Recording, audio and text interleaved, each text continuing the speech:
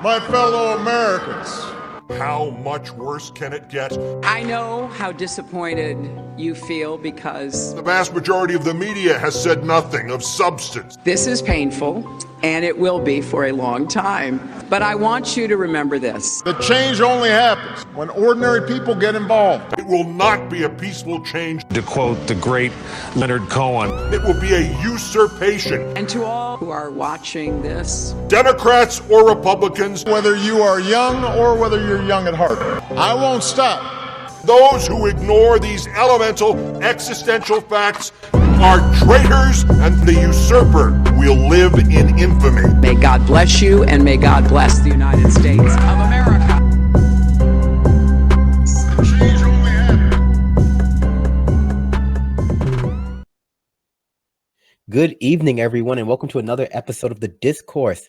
I am your host, Brandon, and we have an amazing, great, good, mediocre, awful, cut where appropriate here, editor, episode for you tonight, and it's packed full of amazing topics, just jam-packed full. And joining me, as always, to break down these topics, add a little nuance to your lives, is my panel of powerfully progressive pundits. First up, as always, is my lovely producer, Richard Green. Say hello, Richard. Hello, everyone. It looks like some of my shots got messed up in the meantime, so I'm going to be fixing that shortly. But we do have a great show. We're probably not going to be able to pack it all in, so make sure to subscribe to the SoundCloud, and you'll be able to hear the extended show. So make sure to stay tuned for that, or to check that out, and I'll go back to fixing what I got fixed over here.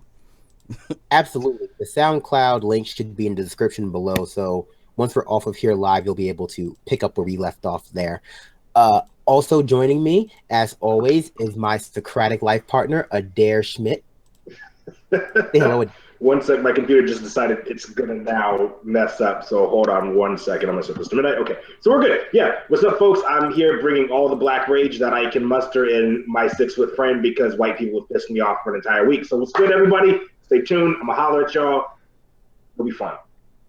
Sounds wonderful. And rounding off this square is the lovely John, aka Alexander the Mediocre. Say hello, John. Mediocre now, huh? Not just Matt. You just change it around. I mean, it's fancy. You're gonna have a title. Yeah. It should be fancy. All right, absolutely. I'll stick with Formal. it. Thanks for having me on again. This is probably one of the things I look forward to the most since I've been unemployed. So thank you. Oh my God, how sad for you. Yeah.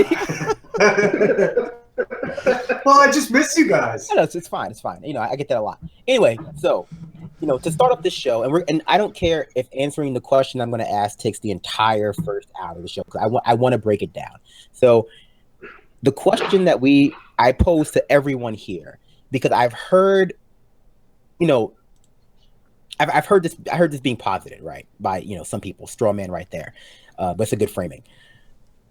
Is the media under Trump better or worse? Don't answer that question yet, because I know someone's going to jump in with like, boo, no, worse. But to add some artificial boundaries to that question, what I mean is like basically the corporate media, mainstream media, your MSNBCs, your NBCs, your Fox Newses, your Washington Post, your New York Times, et cetera, et cetera, et cetera. And by worse, I mean, are they doing a better or worse job of informing people as to what is actually going on and what is actually important, along with, are they being generally ethical at time, as we I've seen general ethical question. General ethical. That sounds like a terrible TV show. Yeah. Sorry, what? General ethical. That sounds like a terrible TV show. It sounds like a great show about lawyers. General ethics. Yeah, it sounds like something Dick Wolf would produce, like executive producer Dick Wolf. Anyway, Oh man. I'm gonna put this out there first.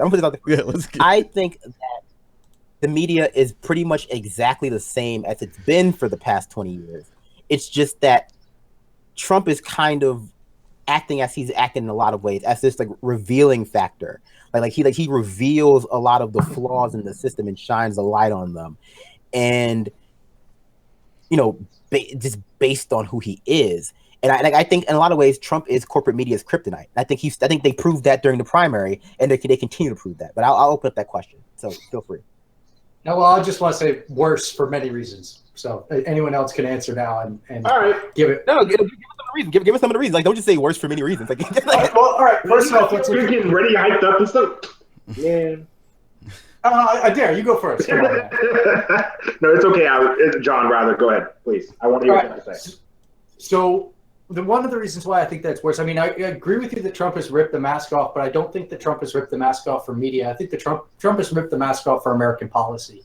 He's no longer conducting American policy, especially foreign policy, with like a smile and a good speech. Instead, we have an idiot with a Swiss cheese brain running around, bumbling into things, and still accomplishing all the crap that we've done all across the world. So in that regard, I agree that to an extent there is a mask that's been ripped off. I just don't think it's the media's mask. I think it's been, the mask of the institutions of America being good. Okay, so I'm gonna ask a follow-up question to that, right? So you make a really good point.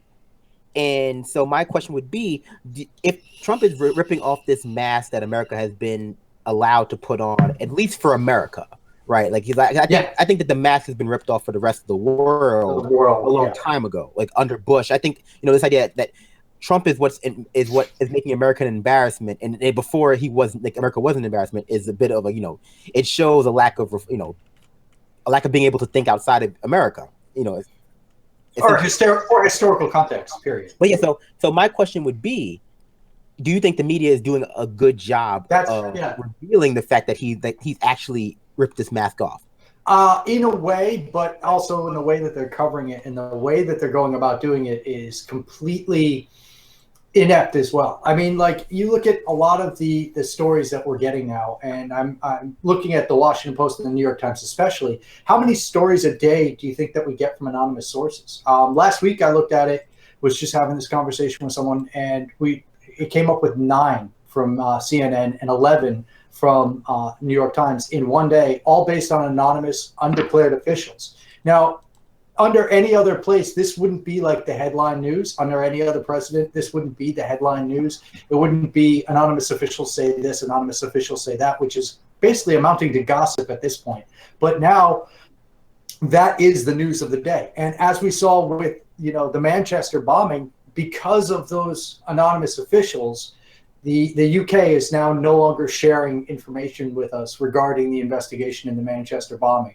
And what was interesting that I saw, and this goes to why the media is worse now, is rather than talk about the fact that this incredibly leaking intelligence community, which is giving all of these anonymous sources to reporters in order to damage the Trump administration, has now led to, the UK not sharing information with us because they're worried about the same leaking atmosphere. All of these people and all these reporting agencies are saying, oh, it's because of Trump. Meanwhile, Trump, and hold on, and I'm not going to defend Trump often. There are 2 things I will defend Trump on. Trump from the beginning has said that these leaks that are coming from the IC, that are unauthorized leaks, are going to be damaging. So you can't then turn around and say, hey, look, the orange Cheeto monster orangutan is responsible for something that he's been trying to combat since he took office. You can't do that. That's disingenuous when you yourself are fomenting the relationship right now where anonymous sourcing is the majority of the reporting that you're doing. Okay. I'm going to stop you there. I just want to add this one thing before we bring Adair and Everett in. So a poll just came out that apparently the majority of Americans believe that mainstream media, the people who I just described at the beginning of the show, that sort of loose category, if we can agree that that's the mainstream media, is fake news. So I'm just putting that context out there, and I think we're going to come back around to what you just said, John. But I want to get Adair's opinion about whether or not the media is worse or better under Trump. I'm going to be real. I don't honestly think that the media could have gotten much worse than it did when we started with the primary season. The fact of the matter is, Trump is not. Trump is Trump. Like, he's made for TV. He's made for TV. He says all these outlandish, outrageous things. and media outlets eat them up. But that's what media outlets do. They do not exist to give you news. They exist to sell ad space. They exist to make money. They don't give a shit about whether or not you're getting anything that's accurate or fair or whatever. They exist to make money out of certain demographics, and Trump makes money for everybody because either you love Trump or you hate Trump. There's really that much of a middle ground. And so that makes for great news. That makes for great news, at least great TV for these folks. So that's all this is about. I really don't think that American media could get much worse than it has been. There hasn't been integrity in American media since I want to say at least the time right after Watergate. The fact of the matter is American media, just like every other corporation in America, just like every other sector of American life, is corrupt as shit. Nobody gives a damn. Nobody's there to do the right thing. And so that's why it's incumbent upon independent media sources to actually come up and try to fill that gap and be like, hey, we're a news organization. So you have people like Bib who actually report on the news, and you have shows like us who come out and we talk about things like this, and we give that opinion, and we're more of an opinion piece, but we don't masquerade as an opinion panel masquerading as we're giving the straight news, as it is, just the facts. No, we're telling you our opinion. And the fact of the matter is, news media in America no longer does that. It only exists to sell ad space. Well, so I mean, my opinion is basically fact, right? I'm infallible, and much like the Pope. Shut your ass up! Shut the fuck up, dude. Okay. Anyway. Okay. So I agree with what you said there, Derek. And this is why at the beginning of the show I said that it didn't get worse. It's just the profit motives have changed. Just like in the primary, it was profitable to basically platform Trump in a if not in a negative light, in just a neutral light. Like to break that card him out like a sideshow. That hasn't changed. It's just the acceptability of being neutral about Trump has changed. And I mean, I'm going to expand upon that in a bit, but I want to get Richard's take on this if he's not too busy working behind the scenes. Yeah, I mean, I agree with basically what everybody said so far. I think the media, it may seem worse to some folks that have been attuned to a certain type of media, are following a certain narrative on the media, and having Trump there disrupting what was the coverage of Obama and Republicans as it existed before Trump was president. I think there's been some shifts there in the profit motive. I know it's gotten obnoxious for a lot of people how often Trump is on television during the primaries and during the election, when they would show his empty podium for like extended periods of time. So in some certain ways, they did things. They just strictly from a production perspective, they were a worse production during this Trump period. But I think again, a lot of it has to do with the profit motives, and again, why they're covering the way he is. I think there's a lot more to go into there, but I'll let you move on to the next aspect of it there, Brandon. Okay, so when I think about this question, first I want to say, like, I think it'd be disingenuous to pretend and keep going without saying that the media in its totality is covering relatively everything bad that Trump is doing.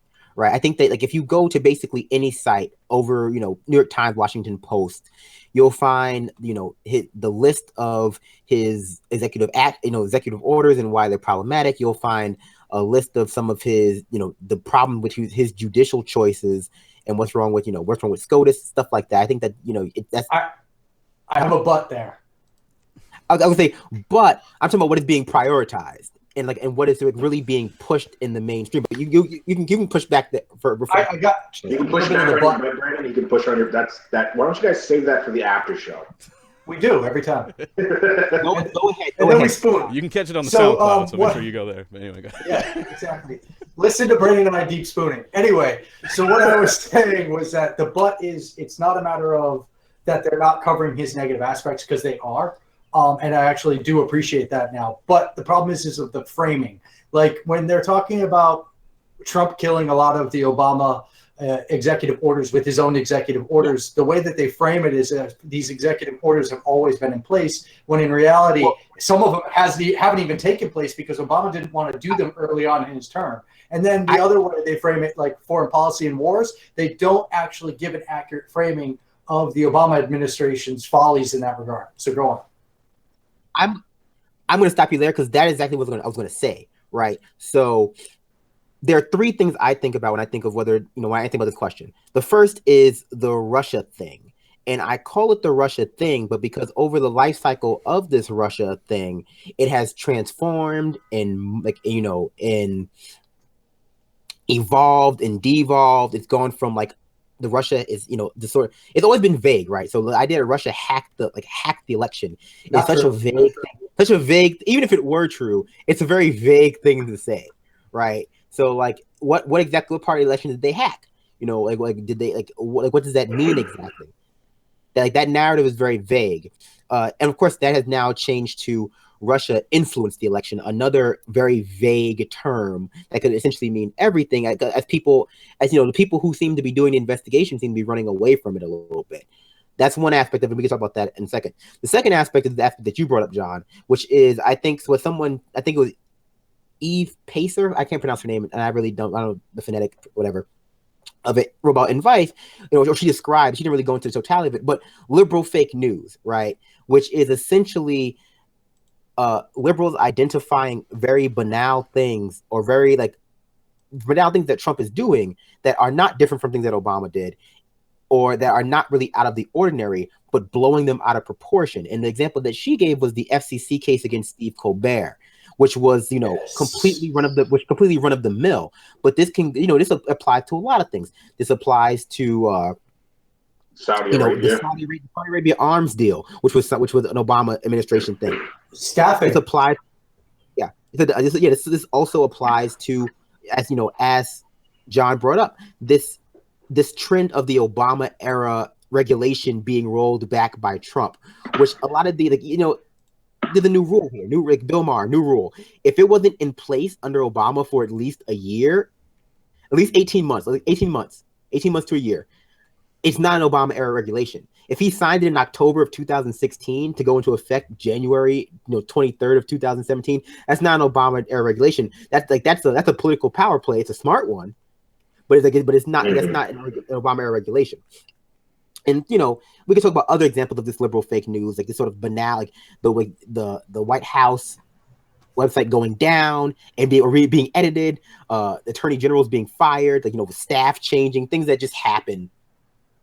And the third aspect of this that I think about is, I kind of forgot it actually, but is war. Yeah. It's the way the mainstream media handles war, which has always been, at least for the past 20 years, been their downfall. Because as we saw with the first strike in Syria, they just lost their mind. They immediately fell into step. As we saw with the using Marines' the wife. term first strike really loosely in this case, but continue. Yeah, exactly. Yeah. Incredibly loosely. Yeah. Incredibly. I think we all know what you mean, though. Go ahead. I didn't mean to disrupt. Hey, feel free to address any of those points. You can start in order, you cannot. But those are what I think about. And I think they're getting worse because, and the Russia thing ties into John's anonymous source thing. Let's actually just sit down and really parse out what we mean by worse. And here's why I don't believe that it can actually get worse, because everything you mentioned, I think is good. I think those are absolutely valid reasons. But let's put that into context of things. That is par for the course, and that's been par for the course. In the media, we've seen such a lack of ethics when everything went from, the newspapers being about news and news organizations actually being about news, to most people watching Good Morning America, which is not a news show. It's an entertainment program. CNN is not news. CNN is entertainment. MSNBC is not news. It is entertainment. And that is where we start. We're also not. Huh? We're not news. We're very much entertainment, but we do not masquerade. We're just kind of a bunch of scumbags. I am.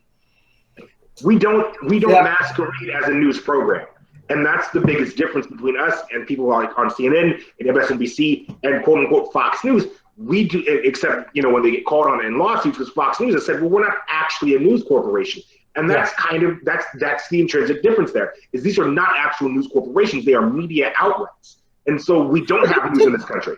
Quickly, I got to push back a bit on that, and just that the idea that we have this golden age of media where the media was news and stuff like that, I think is a false idea.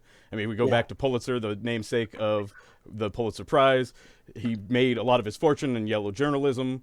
essentially. That's fine. Which is you can have basically, issues. I mean, it's just basically clickbaiting. Is essentially who the person who's revered as like starting journalism and actually paid for the first journalism school. That person made their fortune in yellow journalism, or at least in part in yellow journalism. So the idea that there was this golden age of journalism, maybe Cronkite, but then you have to ignore like some of the racial problems that were going on during that time. And like, so like, it's a common thing that we do. It's like one of those things. I never said there was a golden age in media. So like, I mean, just that there was a time where the media sphere or mediascape was mostly news, I think is something that we like to tell ourselves, but it's not the actual case. I think it's like it's similar to like the good old days in my view. But go ahead. Remember showing the pictures. Hold on. I need to push back on that, because to say that there was never a time when news was mostly news, I think that's unfair. You're right. There's always been clickbait shit going on because news has always been run by corporations, but there was in fact a time where ethics in news actually meant something to a significant number of journalists. Today we don't have that. What we have is nothing but tabloids. You look back, you used to be able to expect that the president would be covered rigorously and with integrity. Nowadays, it's just trying to get as many clicks as possible because all they want to do is sell ad space. I think a lot of that honor and integrety is manufactured in our minds in our reimagining of history. I don't think so. I really don't think so, because there are actual. I'm not saying that there weren't really good journalists. I just don't necessarily think that they were. Watergate was covered. Watergate was covered. Bill Clinton was covered. We started seeing an influx of BS news around the 80s and the 90s, sure. But there was integrity in journalism. The reason why there could be some integrity in journalism by journalists, and let's not conflate journalists and news outlets. Let's make sure those two things are distinctly clear. I will never say news outlets have been 100% ethical, but I will say their journalists at one point in time had a sense of ethics. And that is I screwed up by picking a fight with Adair at this point. He's already ready to go. I should have stayed away from that, but go ahead. I'll back up Adair. On this. Like you said, before 1996, before the Telecommunications Act, you had more journalists on the ground. And as a direct result of having more journalists on the ground, there probably was a pervading ethics that journalists had to follow. But the news outlets themselves probably were always corrupted. And one of the best examples you can have of this is the way the AP treated Robert Parry's reporting about the Iran-Contra affair. The only reason it got out was because a South American AP picked up his story that he was reporting on from South America and broadcast it out after the US AP had told him, we don't want to put this out because it might it looks bad for the president. Basically, we've gotten a lot of pressure on it. So, yes, there have always been good journalists, and now we have fewer actual journalists in the field than we did before. But the news media itself and the owners have always been a shit show of suppression and framing. Yeah. Well, so here's what I would say, right? So there was a point in time. There was a point in time, as John points out, prior to Telecommunications Act, being gutted and all that stuff, where the potentiality for there to be a more diverse and thriving news culture existed, where you could have the idea that we would have a lot of different outlets, and there would be some sort of regulation that would prevent them from becoming basically entertainment monopolies existed, right? Lots of different counter narratives at that point. That doesn't exist anymore, right? Because basically all news outlets are owned by 6 different people? Yep. 6 different corporations. And so we're now in a situation where that doesn't occur. Secondary, and I think Adair makes a good point, is that, a lot of people play journalists, but actually aren't, right? And I'm looking at MSNBC. It's like a lot of people, they play... They just ran a commercial that had the person that used to work for George Bush in their list, as they were flashing people that they called journalists. And it's like, I don't even think she claims to be a journalist. She was a press person. I can't remember exactly what her job was. But they're literally calling people that aren't even journalists to be on the calling them out for not being good journalists. Continue, sorry. Yeah, and insofar there is fake news, I would say there's definitely a lack of transparency about what and a confusion about what actually constitutes what news is. Similarly, there's also a lot of just at their job as it comes to reporting, because they don't know what they're talking about certain things, but because their job is to report, but they make errors in judgment when it comes to stuff like law. I think we saw what Dave Weigel made an error in judgment when it came to law. We see he makes various errors when it comes to law. What else happened where it came to one thing that But they don't know. when he did that, Dave was writing an opinion piece when he did make that error judgment. He was writing his opinion. Yeah, but like, so here's the thing, right? And this is why I don't agree with that. So like that sort of what would you call it? It's an excuse. It's an excuse. It's like, anything you put on a news site will be interpreted as news by the vast majority of people. I think the whole op-ed section of a newspaper, at least, or rather, if it's not interpreted as news, it will be interpreted as true. Because you're like, they don't assume that you're just printing things that are interesting, all right? Like it has platforming someone on a news site has weight to it. Yeah. And so same with Jonathan Capehart, who published that piece about Bernie not about the photo. What was that? It was like Bernie not being at the march. Yeah, that photo isn't Bernie. That's what he said. Yeah, photo isn't Bernie. And then when he got in touch with the person, like, yo, that was him actually. He got called out by a lot of people and got really angry at them and started being spiteful, and then mentioned, days later, it's like, I'm going to do the journalism now to go talk to the people, and people called him out as like, aren't you supposed to do that before you write the story, claiming that it's not him? And the correction was pretty bad. We started a hashtag. I'm one of many people that got blocked from Jonathan Capehart as a result of that. So. Well, yeah. The hashtag was Capehart Block Party. It was awesome. I was a part of it. Yeah, because so that distinguishing between like, oh, well, here's the news source, the news portion of our news site, and here's the, reader beware, it may or may not be true portion of our news site that's too cute for me. That's too cute by half. And so like the Russia thing comes across to me as being like the biggest example of the news becoming just obsessed. Again, in the news, the media becoming obsessed with something that lacks what I would consider like the substance, exactly, the substance to be worthy of news. And we see that MSNBC all the time. Like Rachel Maddow has gone down that path where you would think MSNBC in the age of Trump would be doing their best to enlighten people as to like the awful ghoulish nature of the Republican Party, but they focus so much on this Russia thing that it becomes, in essence, it's not important. It should definitely be investigated, but should be de-emphasized as their platform. So let's call these organizations what they are. They're not just media organizations; they're also revolving doors, particularly partisan news organizations.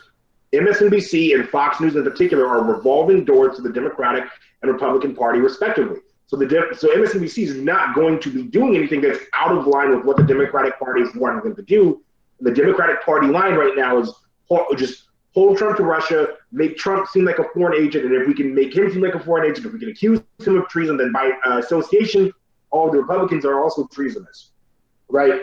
Fox News, their intention is the exact opposite. They're just going to harp on everything about all the social issues. Oh, all you Democrats are just whiny snowflake bastards or whatever the hell you want to call us because you don't like my racism and misogyny. Right? Like that is exactly, they're revolving doors for two separate parties, so they're not going to fall out of the party line. And that's something we also have to take into account.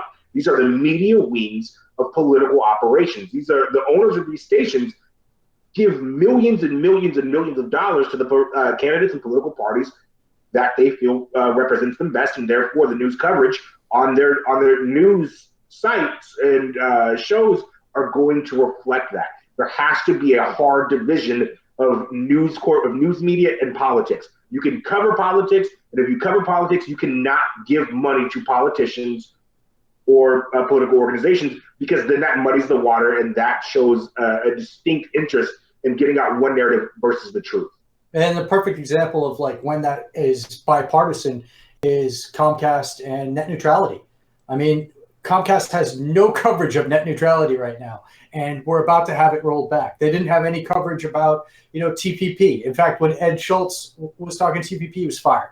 They always cover the wars favorably, and MSNBC pulled Phil Donahue when he had the most powerful and popular show on the air, and they pulled him when he came out against the Iraq War. So they didn't pull him. Was it Chris? Not the Chris Matthews? Like I always get Chris Matthews and Lawrence O'Donnell confused, but the one who's on now, who's also really popular, I think it's Chris Matthews, the one who yells a lot. Yeah, the one with the big forehead. Yeah, that's Chris Matthews. Basically, he's like he called Phil Donahue out for being un-American for not supporting the war. Was it on air for being unpatriotic, and that's why Phil Donahue was fired. It's like that was one of the most disgusting things in the world. And so that's why I say, the media is failing at holding Trump accountable for pushing war in North Korea, and they're teaching him, a very dangerous and Iran and Iran, and they're teaching him. And similarly, talk about the media, like you said, the silence around certain issues in the media is deafening. Not only net neutrality, but the way the Saudi Arabian deal was covered, and the lack of emphasis on the Saudi Arabia's role in basically destroying Yemen, and America's role in basically destroying Yemen. That became like a footnote in a variety of articles about the arms deal. Like, okay, hey, this arms deal was an Obama era thing, but also is just going to be used to commit further, atrocities in Yemen. And they're not talking about how the arms deal is actually building up the infrastructure in Saudi Arabia for them to manufacture these arms themselves in preparation for their upcoming war with Iran. They can just and then there was another article in the by was it Kevin Drum about how Democrats shouldn't be against the arms industry because it puts people back to work in a certain number of states. Like, that wasn't sarcasm. No. Oh man, all right. And that wasn't Kevin Drum. That was in the Atlantic. Kevin Drum's was healthcare costs. Yeah, healthcare's expensive. Yeah. Oh yeah, okay. There's just so many bad takes. I get them all confused in my head. That's my fault. This is why I'm not news, because I have a bad memory. Well, don't forget that the Atlantic is run by war criminals, and the Mother Jones is run by a woman who just doesn't want to see poor people anymore. So. Yeah. Oh yeah. Ooh. Anyway, okay. Yeah. So I want to move on. I want to move on a bit to a slightly connected topic. Okay. So in the beginning, I said that I think that Trump is Trump is a very uniquely Trump is a very uniquely American problem. Like, Trump is very, despite what people want to believe about America, Trump is a very uniquely American thing.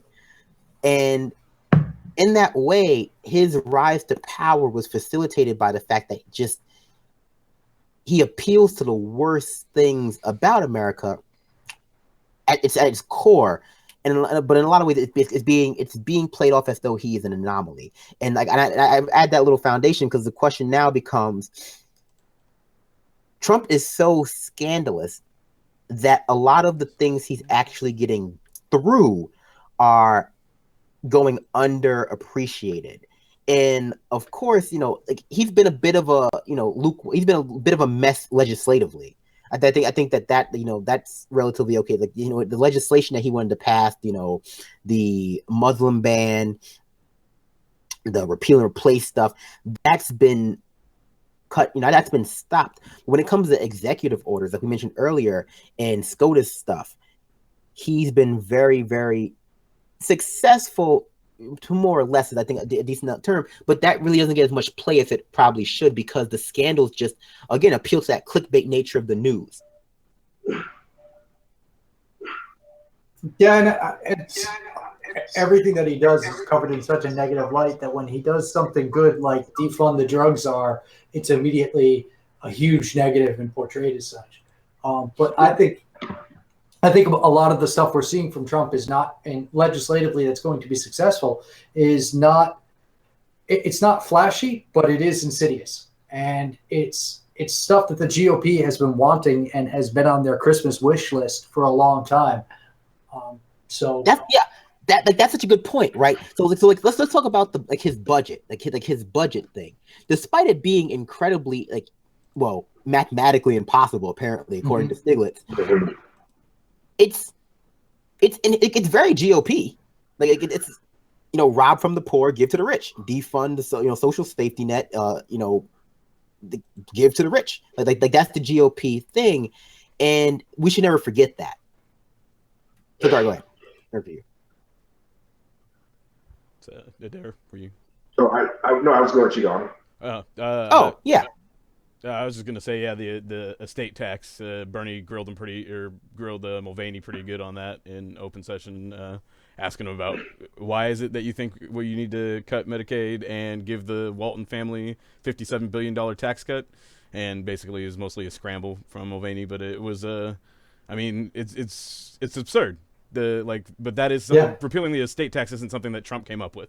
That despite that's him a lot. But go ahead. Yeah, it's been going for 10 years. They've been calling it a death tax when it only affects 1%. Thank you, Frank Luntz, for that. It It affects like 0.1 of the top 1% of like people in any significant amount. And basically it's just saying, hey, you're not going to be able to give your kids $600 billion because you died. You're going to need to give some of that so we can actually continue to fund the government. But they can have the rest of, you know, the $599 billion. Well, it's like, yeah, the first, whatever. Well, essentially what happens is as it stands now, the first roughly 5 million, depending on if it's single or couple, is taxed or is tax free, and then any wealth estate beyond that then gets taxed at a higher rate, roughly around like 50%. And so there's a few circumstances like where there's a family farm that's got a lot of assets or very large, blah, blah, blah, blah, blah, where it could impact some regular everyday folks, but that's the case of 1 in 100. The most of the time you're talking about Walton family or the Johnson family, or, you know, the people that have dynasties and are trying to pass down billions of dollars, and it would save them an unimaginable amount of money. And so, like, but it's something, again, like it's been out for 10 years. Well, I mean, he certainly rolled back again, like these Obama era regulations. But then, of course, he did sign the bill destroying, you know, implicating internet privacy laws. He did like a lot of things that he's done.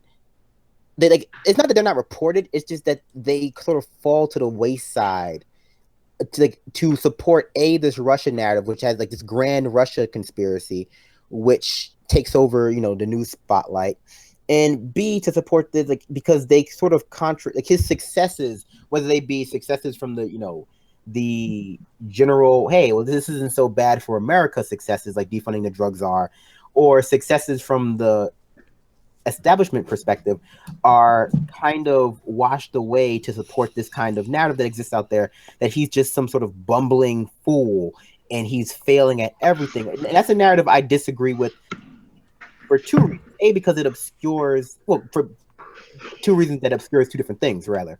Like, A, because it obscures, like I said, his successes. And again, successes that I have to argue would probably have been done under most Republican candidates, if not all of them, as well as successes that would probably have been done under a vast majority of Democratic president, at least under Clinton.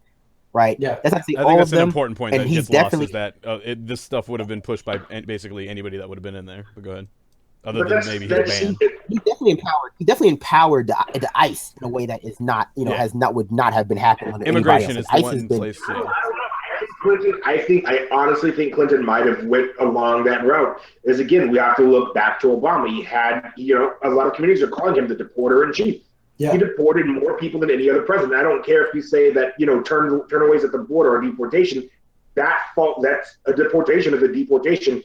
Now, mind you, he did do some good things, right? And I think we're seeing the complete opposite effect here, right, between Trump and Obama, especially with more liberal media outlets. And by that I mean neoliberal, right? When Obama did something wrong, you couldn't chastise Obama. You just look at everything he did. Like, oh, he did all these things right? The exact reverse is true with Trump, and it was the opposite, you know, with Obama, with Fox News. Anything he did right, you know, they would find one thing he did wrong and just harp on it. So that's just kind of the media narrative. But the issue is Trump can do things that we agree with. That's fine. That's absolutely acceptable. However, that does not make us Trump supporters. And that's kind of what we're seeing played out, especially in the MSNBC folks and the CNN and that ridiculous Clinton crowd, is they say, well, if you support anything that Trump has ever even suggested, you support Trump in everything he does, and therefore you're a misogynist, or you're a racist, or you're this, or you're that, or you're this other thing.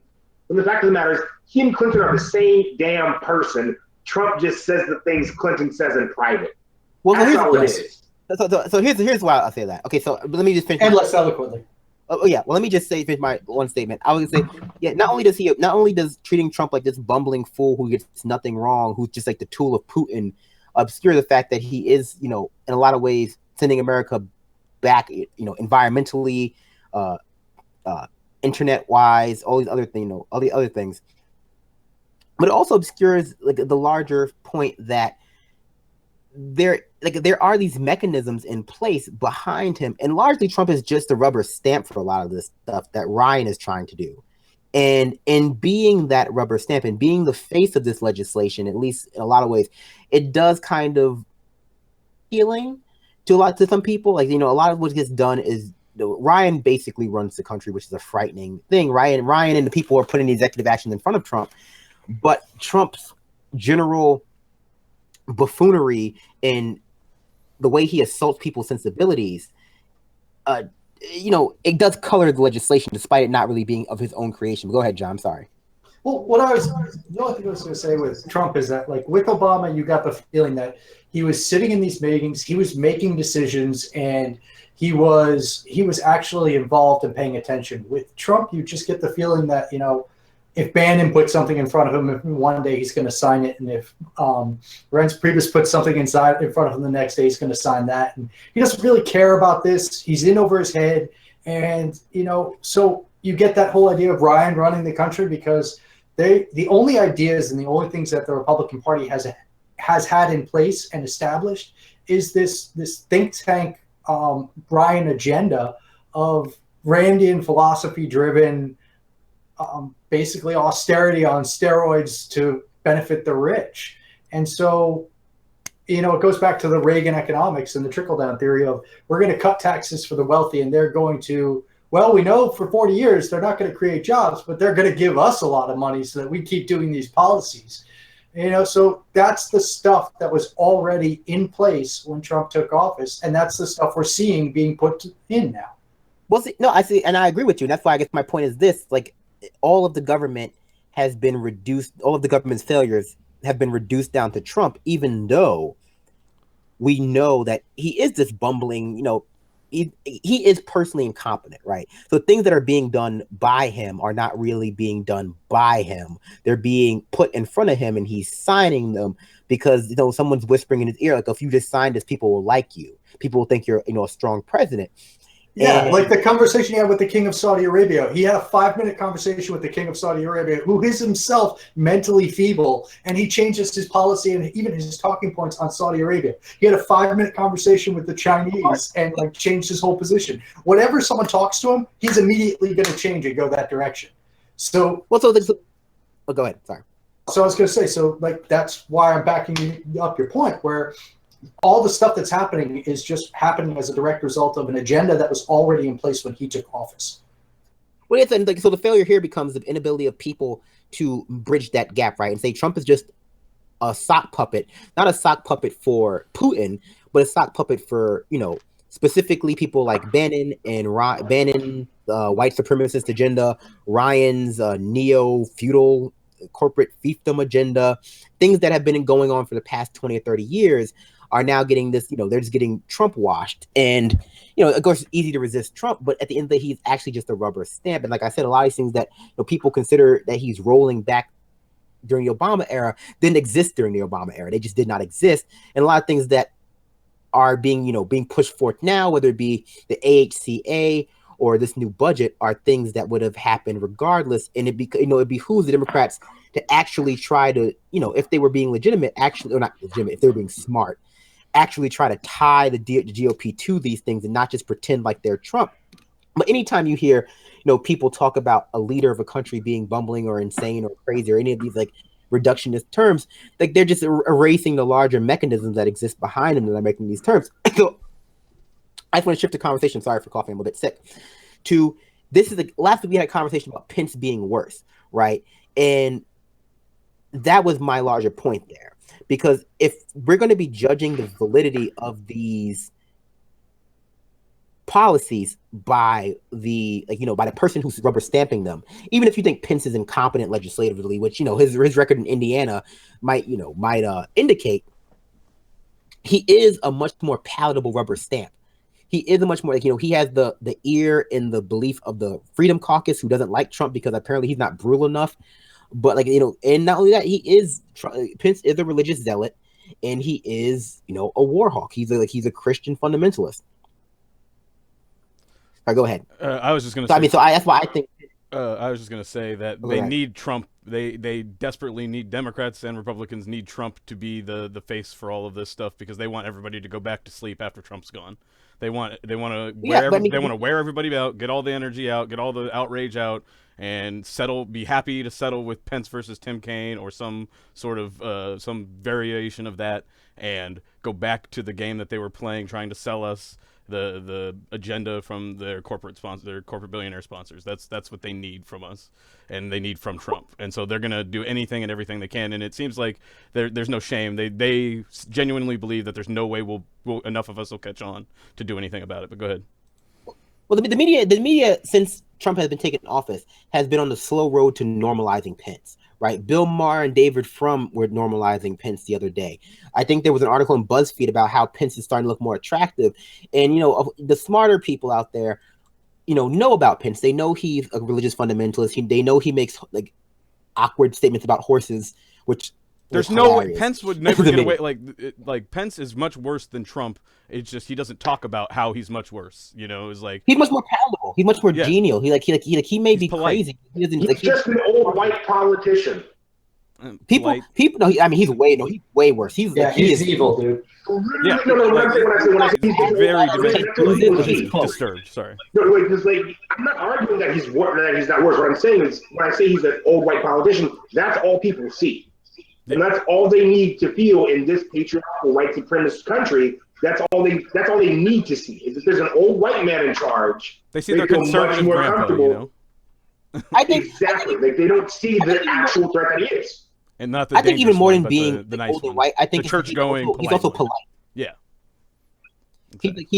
He won't be having parties when the AHCA is signed through. Although I still don't think it's going to go through the Senate, right? Like they're going to. He would. He just he'd have to vote for it. It just wouldn't be covered, right? Like it wouldn't be covered. He would invite people over, but the media would just be like, "Oh yeah, no, the president's just throwing the party, woo, whatever." Right. Democrats started singing when they passed the ACHA in the House. I mean, seriously, like. Let's bear that in mind, too. Democrats were happy. They were overjoyed that it passed the House. Yeah, I can't. That's a great example of them both celebrating that as what's wrong with our system. Go ahead. I was gonna say we're gonna talk about the Democrats in the second half of the show, but go ahead. We're in the last 10 minutes, but yeah, he means on the second. Yeah. Unless you mean by second half, you mean the podcast? Because this live shit's almost over, fam. It's not that Pence is normal, right? It's not that Pence is actually normal. And so I think people who know Pence know that. But you got to understand, like this is still lesser of two evils America. This is still people who who are going to be judging Pence based on the standard of what they experienced under Trump, which is constant childish tweeting, constant, missteps with Sean Spicer, who is incredibly stupid, right? Pence is the polite version of this guy who just recently chokeslammed the reporter who said about retirement that referred back to Noah and how he worked till he was 600 years old. Like that's the type of stuff that you're gonna get from a Pence president. So you know how I know they're gonna normalize Pence is because they're already normalizing George W. Bush. Yes. It's like even Bernie Sanders was on TV at some point going like, "Oh, Bush was just your run-of-the-mill conservative. He wasn't a crazy liar." It's just like, yeah, he was. Yeah, and a war criminal, and everyone in his administration was a fucking war criminal. Does that make him a run-of-the-mill conservative? I think maybe the question, but go ahead. That's a meaneagless term though, because at this point, people want to make this distinction between you if you're paleo conservatives and you're alt-right and you're Tea Partiers and you're neocons and you're I got one word to describe all of them. What's your word? Well, it's a couple words. Racist fuckhats. That's all you need to call it. Just call it what it is. Call it duck and duck. Fuck all of them. Yeah, that makes tough dialogue, but I can't really disagree with it. Yeah, I can't. They tend to stop listening when you refer to them that way, though. There's a lot of things you can call them. They're not gonna listen to me. I'm black. They ain't gonna listen to me. Fair enough. You see this? What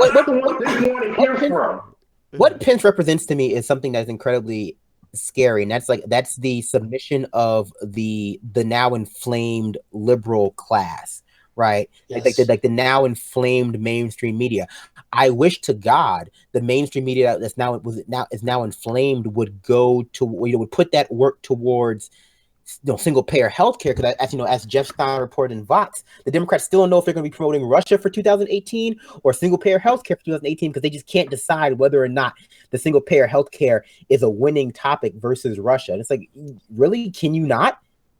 The ACA is their wet dream. That's why they don't want to campaign for single payer. It is literally a thing that it is a wet dream. It is their wildest fantasy that, oh my God, get everybody health care. you all have to pay for it out of pocket. Yes, that's what they want. Like that is, you want to talk dirty to a Democrat, that's how you do it. That's what the ACA good, or what it does is it enshrines profits for insurance companies into law, so that by law insurance companies will always make profit. That's what the ACA does. Well, I mean, which is kind of people forget. Wow, but go ahead. Disgusting and perverse. Yeah, I mean, people forget that have revisionist history going on because they forget that the ACA almost included a public option, but was torpedoed by Joe Lieberman, right? And Howard Dean treated this idea that the ACA, like the whole idea that the ACA wouldn't have passed with single payer or some kind of or Medicare buy-in or whatever. I'm sorry, public option to Medicare buy-in is a myth because we know that because of public opinion, because they had the votes. Lieberman changed it at the last minute. Howard Dean admitted that. Yeah, I just wanted to say, keep in mind that then Obama went and campaigned against people who were calling him out for not having a public option in the ACA as well. So because they're a bunch of neo-liberals. Yeah, he went and hit the trail hard against real progressives who were calling him out for not putting a public option in the ACA. Well, the Russia thing, like that in Russia. You talk about Russia and you talk about the ACA, and you've got a bunch of Democrats, neoliberal Democrats, sitting around in a circle jerk, having the best time of their life because that's the shit they get off to. It makes we're gonna go deeper into the Democrats. Phrasing. Boom. I would just, I just want, as we wind down the first half, I do want to just say that it feels more as though the media is like, again, Trump is America's kryptonite in some ways. He's very uniquely American, and he appeals to all of America's weaknesses as it comes to their obsessions. Like they just can't. I mean, look at the orb thing. Even I was taken aback by the orb thing. That was just ridiculous. And then the other shots, like the zoom out and then the reverse shot. Like I don't know if you guys saw that, or the one with Sauron photoshopped in there. All those I think were gold. But like, I mean, wow. Yeah, the Sauron. One Twitter with that tweet saying this is not a satanic ritual, by the way. That one's Twitter. That's it. We're done. We can end that conversation now. So let's just wind up this conversation about Pence, right? So for me, Pence is frightening because, like as I said, he represents a good portion of the left going to sleep. We know that the MSNBC is dying to bring on more conservative pundits. We know that. Like, but for the fact that the Russia thing is so appealing to the liberal rank and file, the fighter liberals, they would have gotten rid of. They would have moved Rachel Maddow or Chris Hayes or Chris Matthews. Chris Matthews to less primetime hour and brought over basically some equivalent to Joe Scarborough to do 7 or 8 o'clock. But all it is the ring. So like I think Pence represents definitely the exact same things that are being done under Trump get done under Pence.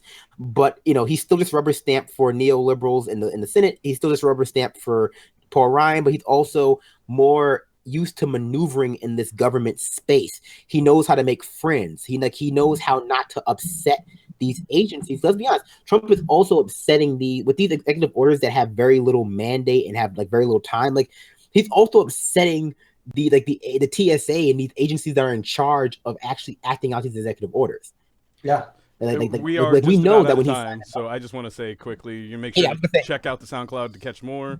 And that's all. I'll just say that for now and save the rest. You guys can say some part words. Okay, so the one last thing about Pence though is that also it's not just the Well, we're supposed to stop a little early so that they can get everything going on their side. So I mean, we don't need parting words. We're not leaving. I would actually before we're gonna get all caught up in this, I want to make an announcement real quick. Please join us this Saturday for a special episode of The Discourse. Recently, over the past week, there's been a lot of actions of police brutality here in Olympia, Washington, and in particular at my college, the Evergreen State College. We'll be sitting down, we'll be talking about that, and in the broader sense, black uprisings on college campuses. Please join us for that. It will be this Saturday, time to be determined, but we will tweet it out. So we're going to move into the fun half of the show where we're going to discuss the DNC, what's going on with them. We're going to discuss Ben Jacobs being choke slammed by Gianforte. And we're going to talk about the DNC lawsuit and the Seth Rich conspiracy stuff going on as well. Thank you for joining us so far. Please stay tuned to the Benjamin Dixon Show, which is going to be on right after us. If you are on the Benjamin Dixon Show channel, please make sure to subscribe, like, and share the video. Subscribe to whatever channel you're watching on. Please go over to the Discourse YouTube channel and subscribe there as well. If you'd like, please go to the SoundCloud, which the link should be in the bottom. And also, if you have the ability to, we know it's very expensive, please become a patron. There'll be new rewards available on Patreon very soon. But for right now, and for inter perpetuity, I do not plan on ever gating off any content. Thank you all, and have a good night. Take us out, Rich. We're going to the very half of the show where I can say words like "fuck boy." Thank you. Shut the hell up. Here we go. All right. I'm just gonna stop. Brandon sucks.